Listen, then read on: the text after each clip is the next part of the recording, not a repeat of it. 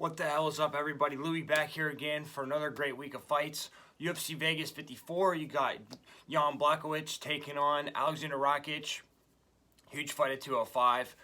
And then in June, in a 3 weeks, you got Glover Teixeira taking on Prelims for the title. So this is fun. I like when they do this. They have all the same weight class, fighting around similar schedules. Quick recap last weekend. I did okay on my actual bets. I lost some money. I bet big on Tony Ferguson. Looked amazing for the first round. And Michael Chandler just kicked him in the face. So that's how MMA goes sometimes. And then I bet on Rose, and that fight was a non-fight, so I lost. Tough one to swallow. And then I took a shot on Mauricio Shogun Rua, plus 180. You know, that fight was garbage as well. Anyway, looking to make some money back here. We've got a fun card, only 11 fights, which I prefer. I think 15 is way too many. Like 10 and 12 fights, I think that's good. So let's kick it off here. First fight on the prelims, 185 pounds, men's middleweight. You got MAXIMOV, the Diaz boy, taking on Andre Petroski. MAXIMOV took on Punahele Soriano his last fight. In the first round, he's in the pocket, lands a straight right, shoots the high single, then he lands a straight right to a high crotch. He goes for the crackdown instead of switching off to the double, but he's not able to hold him down quite yet. Then he eats some knees when he's shooting too far out. Then he eats a straight shot, but he gets the double, and then he's able to work to the backpack to end the first round. Then in the second round, he's able to get the high crotch, but he gets out scrambled from Punahele. But then he eats some straight shots, but then he shoots another high crotch, and he's able to get that. And then he gets pressed with the 1-2 back on the feet against the fence, but he shoots, he eats some ground and pound when he's trying to secure the single. Can't really finish it quite at the end. But then in the third round, he lands a head kick to a plus double, and then up against the cage, and then he works around, is able to get the back, and Matt returns him and just keeps him down for the whole round, really secures that third round there. He was eating some shots early. The first couple rounds, eating some shots, but he was working the takedowns, and he finally broke Punahele in the third round. And then Andre Petroski, he took on Yao Zhang his last fight. In the first round, he lands a stepped-in left cross. He's able to block the kick, and he goes for a top guillotine, but then he takes his back, and he puts both hooks in, pretty secure there. And then back on the feet, he's able to stuff the double, and he rocks him with the right hook in the first round. In the second round, he lands overhand left to a blast double, but he's not able to hold him down. And then they get into a pocket exchange, and he's able to get the blast double, and he pulls the Darce.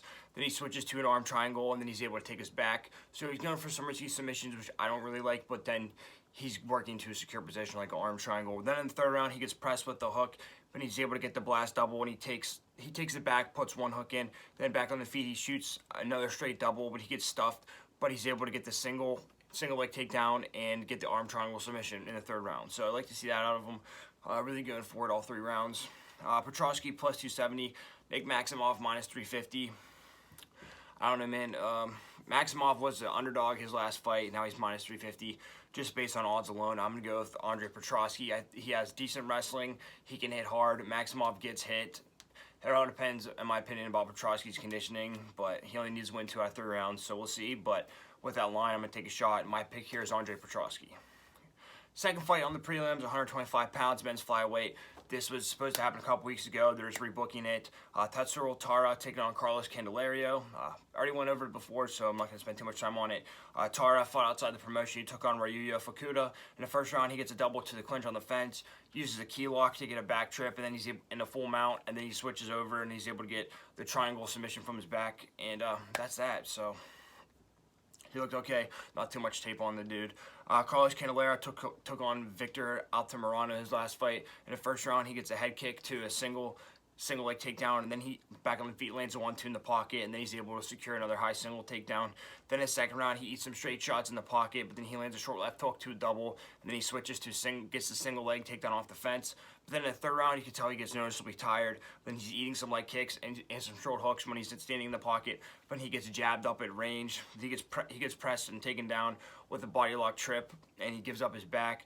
Then he's back on the feet. He's able to get the high single leg takedown with a bow step in the last 20 seconds, but he can't really hold him down. So falls off in the third round. Not too much info on either guy, to be honest. Candelario plus 190, Tatsuro Taira minus 235. My original pick was Taira. I'm just gonna stick with him. You know, no really rhyme or reason. I think he can get it done. New guy coming on the scene. Flyweights, you know, My pick here is Tatsuro Tara. Okay, third fight on the prelims, 115 pounds. Women's strawweight, you got Verna Jandiroba taking on Angela Overkill Hill. Jandiroba took on Amanda Ribas her last fight. In the first round, she presses with the 1-2. She tries the body lock toss, unsuccessful, but she lands a 1-2. She gets the double leg from the pocket. But then Ribas tries the TP triangle from the bottom, but Verna's able to escape. And then she's able to drop her with the jab, then a right hook right at the end of the round. So that was really nice to see. Then in the second round, she eats a counter straight right as she's blitzing forward, but she bounces at range, and Ribas is able to keep her on her back foot with some 1-2s. But then she's able to get the single, and she tries to back trip, but Ribas throws her hips in and gets on top of her. And then in the third round, she gets pressed with the 1-2 at range, and then she gets blitzed by Ribas. But Ribas lands a 1-2 and then a leg kick on her. Good combo from her. But then she misses the blitz, doesn't land, and then she eats a counter straight right, and then she walks into a head kick at the end and gets rocked. Angela Hill, she took on Amanda Lemos her last fight. I thought she won this fight very close. In the first round, she lands a lead left hook to open it up, and then she gets dropped with a front kick to the face, standing at range. But then she gets put in a guillotine, but she's able to get out, and then she's able to take top position from there. And then back on the feet, she rocks her with the overhand right, but then she eats a jab coming in at the end of the first. Then in the second, she lands a jab in the pocket, and she gets the clinch, but she gets reversed. But then she reverses the clinch position, and then she lands an elbow on the break, really nasty. And then she stalks forward. She's able to get the clinch and land some knees to end the round. Then in the third round, she eats another front kick to the face in the pocket, but it doesn't hurt her as bad. But then she's able to catch a low kick and push her down, get the takedown. And then she's able to duck her hook and get the double. But Lemos is able to roll through it, so she can't secure it. But then she eats some straight shots as she's trying to come forward. But then she drops her with a spinning elbow. Did she drop her? Did he knock her off balance? Whatever. It looks like she dropped her. And that's the fight. Angela Hill plus 155. Verna Jandiroba minus 180. You know, very wary betting on women's fights now. But Angela Hill, she's had so many close fights with Michelle Waterson, with Claudia Gadelha. I think she should have won those fights. And this is another one she should beat Amanda Lemos. And plus 155, I like those odds here. I think Angela Hill is going to bring the pressure. Might have a tough first round, might get hurt the first round. But, you know, Jandiroba kind of falls off, and Angela Hill increases her output as the fight goes on. My pick here is Angela Hill. On to the co-main event of the prelims, you got a banger hit, 155 pounds men's lightweight. You got Michael Johnson taking on Juan Patrick. Michael Johnson really looking for a victory here. His last fight, he took on Clay Guida. He's in and out, presses some jabs and some 1-2s, but he eats some counter straights as he's coming in. Then he starts getting pressed with some overhands, and he gets taken down with a double off the fence. But then back on the feet, he eats overhand at range, but he returns with a blitz at the end. And then in the second round, they both exchange hooks inside the pocket, but he gets pressed and taken down with a double again. But then he's able to get back to his feet. He stands farther back trying to stop the takedown, and he's able to stop the next shot, but he gets pressed to the fence by Guida. And then he shoots a single, and but then he clinches to the fence and just kind of ties him up toward the end of the round. Then in the third round, they get to a firefight in the pocket. He lands some straight rights, but he gets shot to the fence and taken down, and he gives up his back and gets put in the body triangle, and that was the fight. So relatively competitive in the first two rounds, though. Juan Patrick took on Mason Jones his last fight. In the first round, he rushes forward. He shoots a single, but Mason's able to circle out. Then he eats a straight right as he's coming in, and he starts getting pressured back to the fence, and then he lands a back fist, and then a left and right hook, but then he presses with the 1-2, but then he eats a jab, and then he misses the back fist and gets taken down, eats some ground and pound. I hate that shit, bad ring IQ. Then in the second round, his single attempt is stuffed, and he gets taken down with the inside trip, and then they end it because of a cut or whatever. So, and not really too much more tape on him. Juan Patrick, plus 125, Michael Johnson, minus 145. I like Michael Johnson here. Obviously older, a little washed, taking a lot of damage. There's nothing about Juan Patrick made me confident to pick him, especially the line's this close. Just kind of rushes in, kind of overextends himself. I think Johnson will be able to piece him up. Johnson might even be able to use wrestling. At the very least, I think Johnson will be able to stop Patrick's wrestling. My pick here is Michael Johnson. Main event of the prelims, 125 pounds, women's flyweight. You got Viviana Araujo taking on Andrea KGB Lee. Vivian took on Caitlin Chookagian in her last fight. In the first round, she lands a straight right and then a left hook to the body. She's able to catch the kick, land an overhand right, but then she gets pressed and eats some jabs, but then she's able to shoot a single and get the clinch to end the first round. Second round, she lands a jab in the pocket, but she gets pushed down with the front chest kick by Caitlin, but she gets right back up. But then she's able to catch the body kick, but she's able to get the takedown, and she tries to get the top guillotine. Doesn't work. Caitlin's able to get out relatively easily though, and then she eats a 1-2 at range. Then in the third round, she walks Caitlin down at range, but she eats some 1-2s and some jabs. And then she lands a jab and some overhands whenever she gets pressed. Then her double attempt gets stuffed. She shoots way too far out. Then she eats a 1-2, but she lands an overhand in a pocket exchange. A relatively close fight, pretty competitive, but I just got outstruck there toward the end by CHOOKAGIAN. Kind of got jabbed up and ate too many shots coming in. And then Andrea Lee took on Cynthia Calvillo her last fight. In the first round, she's in and out of range, pumps jabs and some 1-2s.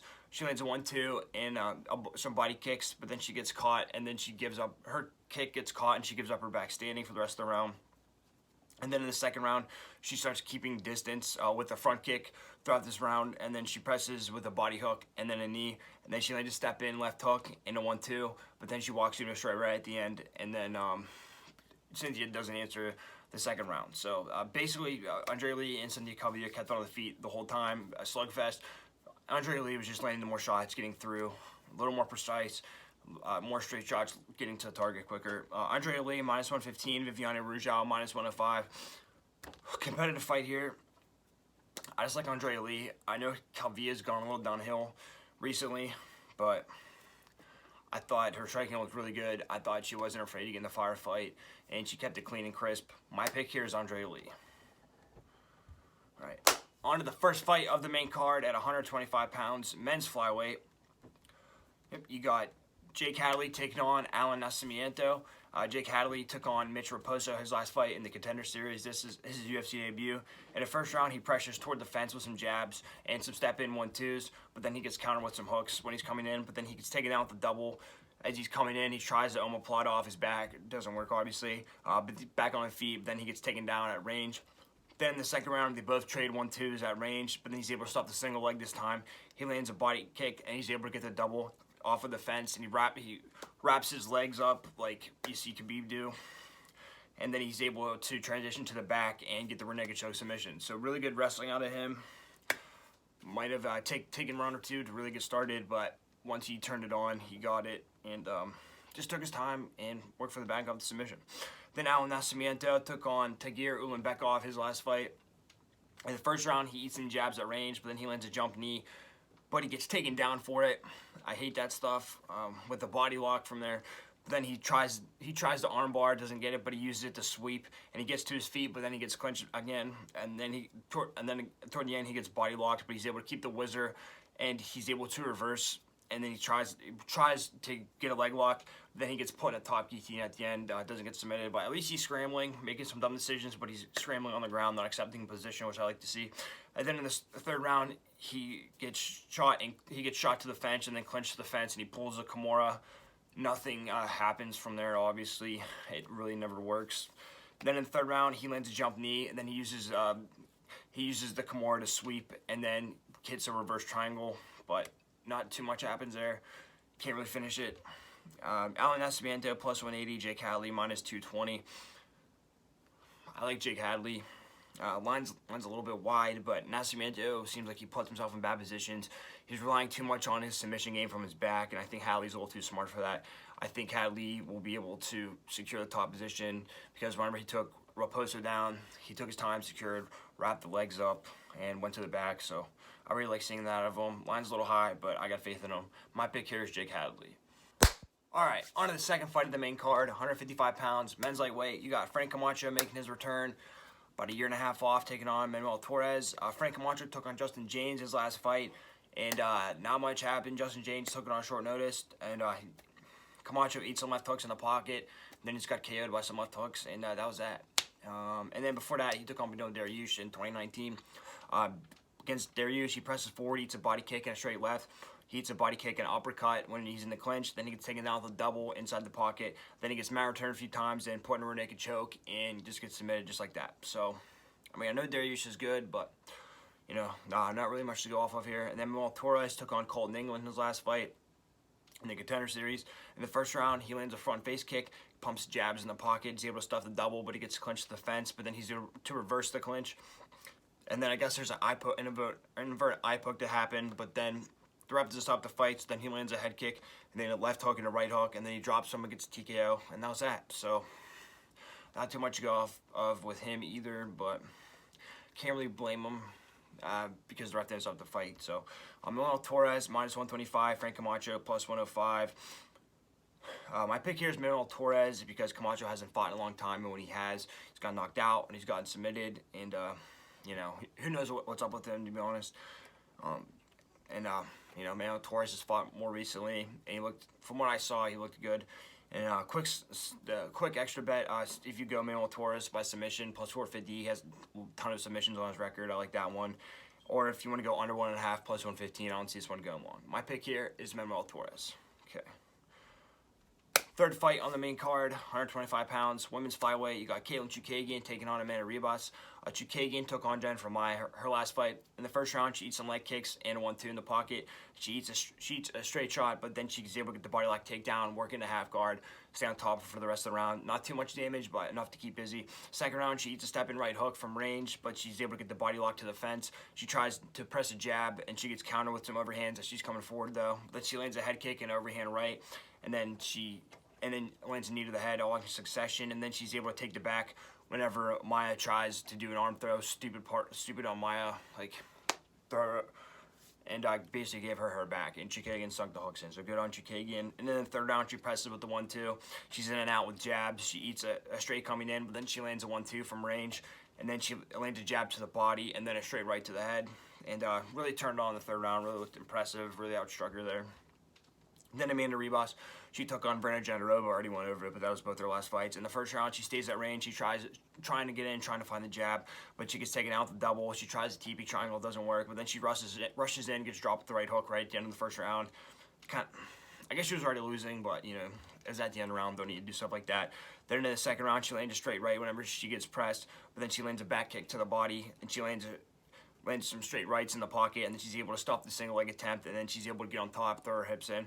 Then in the third round, she lands a 1-2 at range. She's able to land a blitz, lands a 1-2 leg kick combination, and then she lands a counter straight right, and then she's able to rock her with the head kick at the end of the fight.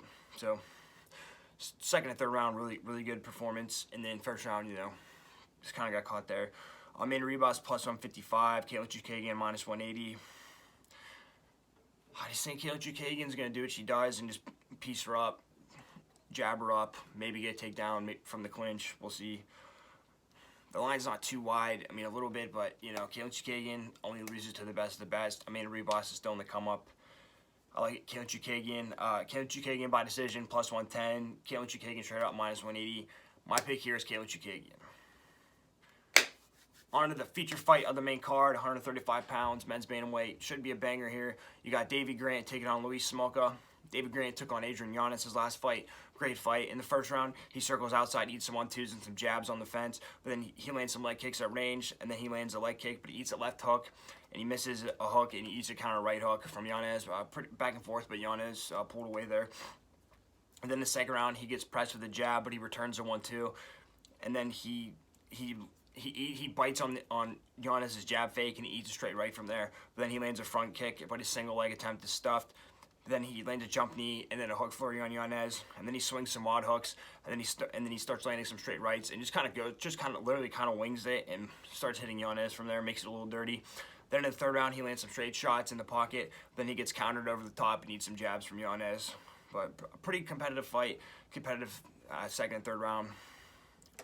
But, you know, David Grant, you know, never going to quit, and he's going to get in his face, and that's what he did. But, you know, Yanez was just a little cleaner and kept distance, and was just doubling up on the jabs toward the end. And then Luis Smolka took on Vince Morales his last fight. In the first round, he eats some jabs coming in from range. He eats some body hooks, but then he presses, but he eats some left hooks from Morales. And then he gets the plum tie, tries to land some knees to the body, but then he gets dropped with a right hook on the break, and then he just gets KO'd like that. So, not really too much to go off of here, but Luis Smolka just got KO'd, so it's not a really good sign. Luis Smolka plus 235, David Grant minus 300. And David Grant's another guy that's like only losing, not to the best of the best, but like to the best prospects, like the big names in the division. The line's pretty wide here. I don't like it, but I don't know, man. I thought David Grant had a competitive fight with Yanez, and then whenever he fought Chito Vera, you know, he took his ass beating, but he was in there the whole time, still throwing punches. So my pick here is David Grant.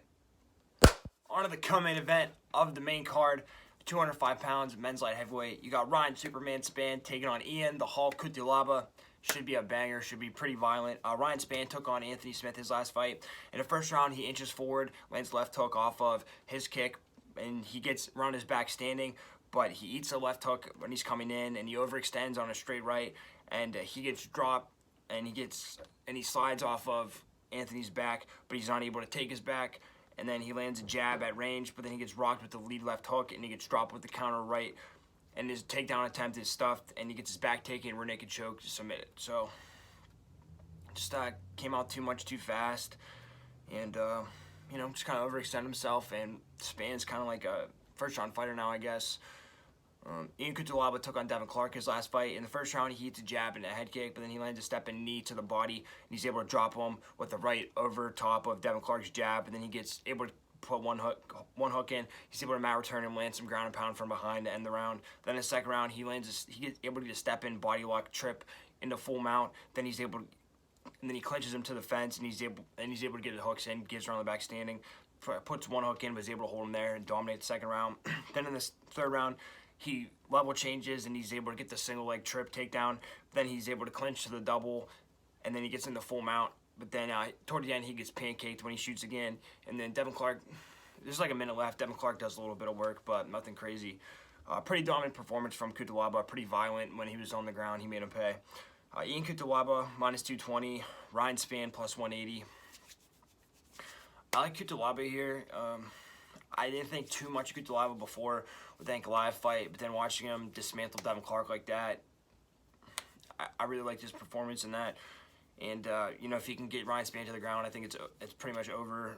Whenever Anthony Smith got Ryan to the ground, that's where he finished him in the first round. CUTELABA by KO, minus 135. I think that's decent. KO, TKO, I think that's reasonable. I think he can pull him down to the ground, maybe land some hard elbows, and get him out of there early. My pick here is Ian the Hulk CUTELABA. And, you know, this fighter here is kind of, Ian CUTELABA is trying to get ranked. Ryan Spann kind of needs some redemption to stay relevant. So, should be a fun scrap. On to the main event of the evening, 205 pounds, men's light heavyweight. You got Jan Blachowicz taking on Alexander RAKIC, Polish power. Should be a fun fight. Jan Blachowicz trying to, you know, get back in the title picture somehow, maybe get some redemption. And RAKIC, he's looking for his first title shot. So, a lot on the line here. Blachowicz, he took on Glover Teixeira his last fight in the title fight. In the first round, he pumps jabs at range. He gets pressure to the fence and take it down with the high crotch from Teixeira. High crotch 2-double, slams him down. But then, not much happens on the ground. He's in full guard, but he gets put in can up or not, and you can tell that was really hurting his neck. And then in the second round, he presses with some jabs, and then he lands a left hook to the body, and he's able to stuff Glover's single. Then he lands an uppercut combination, circles out, and then he's able to stuff the double on the fence, gets double unders, gets a body lock on Glover with his back to the fence. Then he lands an uppercut with his back against the fence, but he eats a left hook, and he gets rocked from that. Then he lands an uppercut combination again. He's able to defend the single, or no, he tries to defend the single with Kimura, stupid, and then obviously Glover gets on top of him, gets his back, rear naked choke, and that's that. So, you know, just bad decision making. I don't know. Jan looked off in my opinion though. So Alexander RAKIC took on Thiago Santos' last fight. This was last March. In the first round, he lands a head kick at range, but his kick gets caught and he eats a left hook. But then he lands some leg kicks. In the second round, he lands a body kick at range. And he's able to slip the hooks, get the clinch. Third round, he's able to stop the single attempt, and he's able to get the clinch. Then he eats a body kick at range, but then he shoots a double to the fence and just clinches him for the rest of the round. Nothing really happened in this fight, to be honest. RAKIC just kind of landed a little more a couple more jabs, some more leg kicks, but nothing really impressive here. RAKIC minus 190, Blachowicz plus 160. I was going back and forth on this. You know, whenever Jan pulled that Kimura, really upset me. But RAKIC just doesn't do anything. Even against Anthony Smith, he just laid on top of him. So, I don't know. RAKIC is probably going to win, but I mean, Blachowicz is plus 160. My pick here is Polish power, Jan Blachowicz. And you want to go over 3.5 minus 135. I think that's a safe bet too. All right, everybody. Appreciate you rolling with me. I did a little better last weekend. Took some big chances, didn't really pay off, but had a winning record overall. 2 bad weeks in a row, but we're coming back. Should be a good fight. Only 11 fights. I like that. Can focus my time a little more on each one. Think about each one a little bit more. If you have a comment or anything, leave it down below. Let me know. If you have any parlays or any tips for me, any more questions, be happy to answer them.